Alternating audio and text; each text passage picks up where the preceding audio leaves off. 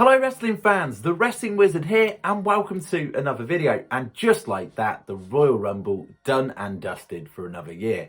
And on time of recording this video, another post Monday Night Raw in the bag as well. And I've got to be honest with you, I'm not going to dress this up, I'm not going to sugarcoat it. I was disappointed with the Royal Rumble. I didn't think it was great. I thought creatively and booking wise, it was quite lazy and predictable.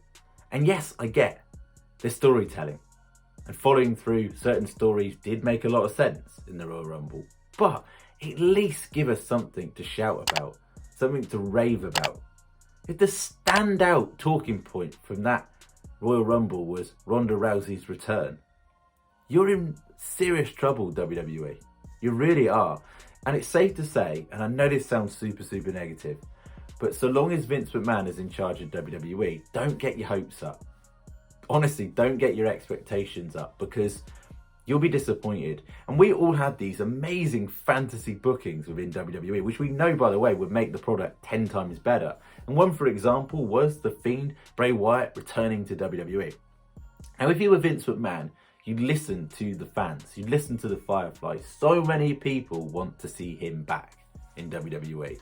And it's safe to say that that's the place, really, when you look at character-wise, for Wyndham to return.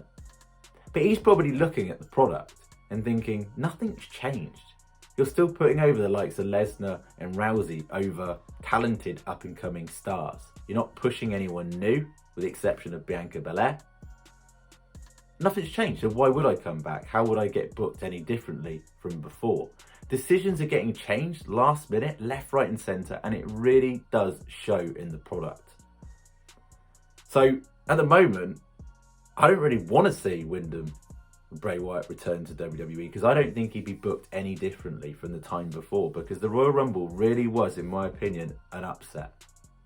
I left the Royal Rumble with my tail well and truly between my legs. We didn't even see Alexa Bliss in the Royal Rumble.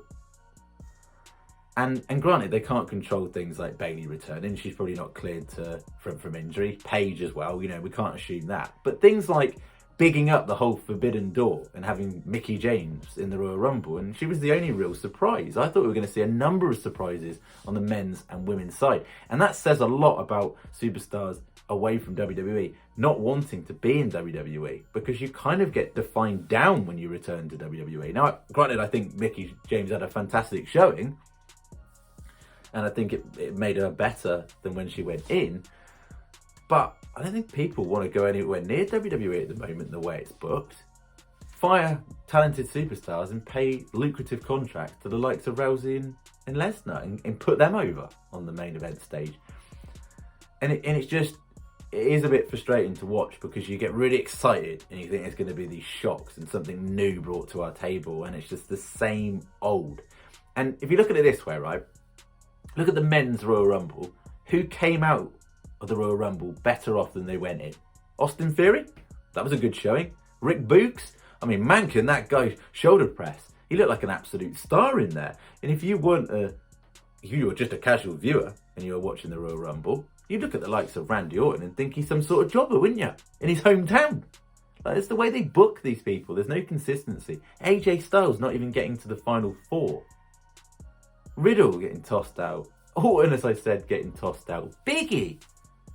Talk about getting defined down. Biggie was champion a few weeks back, and now he's just like, you can see he's lost all enthusiasm and motivation that he had before, because clearly WWE got no plans for him on the main event stage.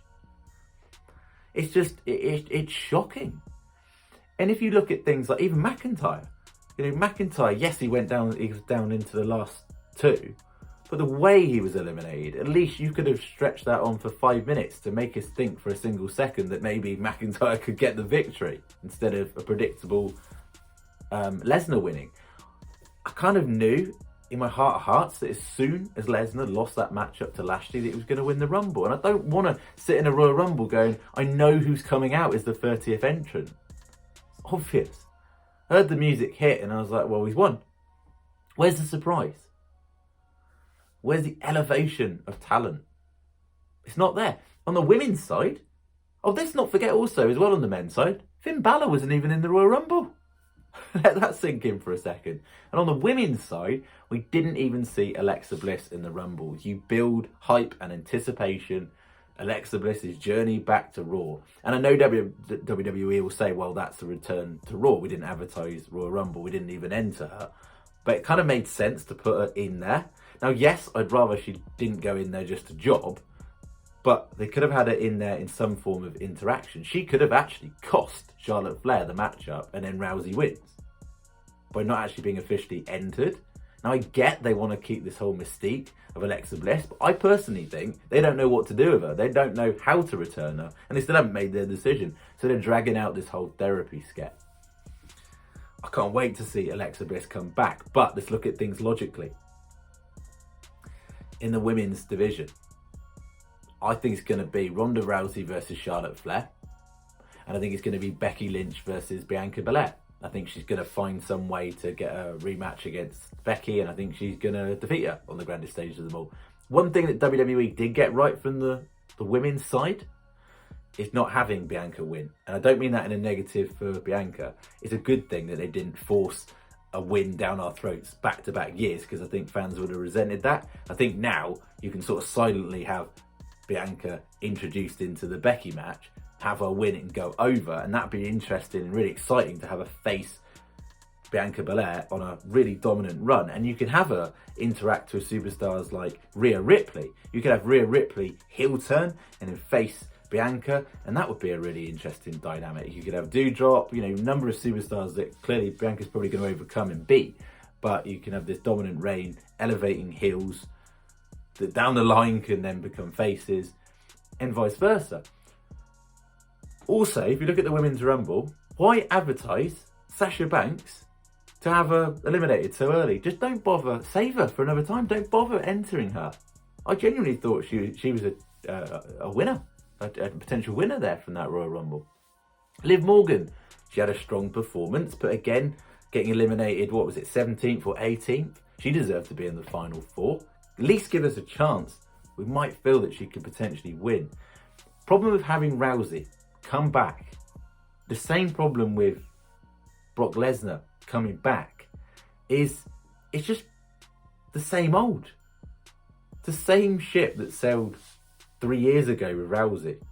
We've now got a situation where you can't really book Rousey as a face because she'll just get booed to heck against Becky, because fans love Becky even as a heel. So you're just going to have heel versus heel. And if you watch this week's episode of Monday Night Raw, Rousey didn't seem particularly bothered. And if you could ask, or on reflection, look at what lane she's in, we wouldn't better pick. You think, oh, she's just a bit of an arrogant heel like she's always been. Like, she's not really particularly likeable. You don't want to cheer her on as a champ. So you don't really care about that as a matchup. So they'll go to Flair. And ultimately, between Rousey and Flair, I'd probably cheer Flair, to be honest. At least she's been around week in, week out. And I'm a big Ronda Rousey fan. I just don't feel that she needs to be in the main event title picture this soon, this early on, just inserted in ahead of the queue. And I honestly think she's jumped the queue ahead of Sasha Banks, and I think she's jumped the queue ahead of Alexa Bliss.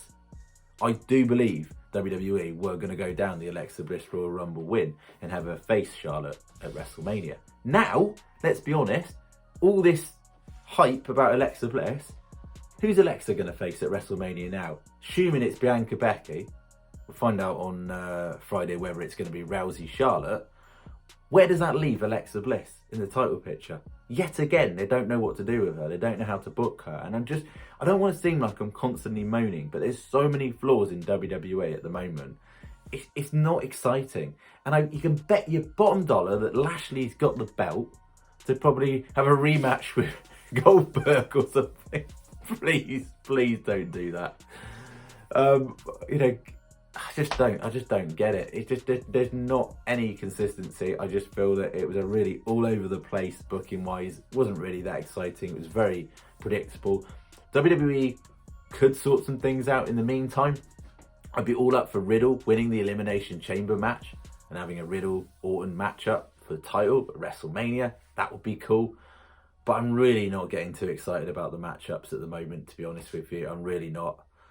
And hopefully WWE prove me wrong. But look, creatively at the moment, let's just not get too excited at the moment. Take it with a pinch of salt what we're given, and be pleasantly surprised if we lower our expectations in what we're going to see.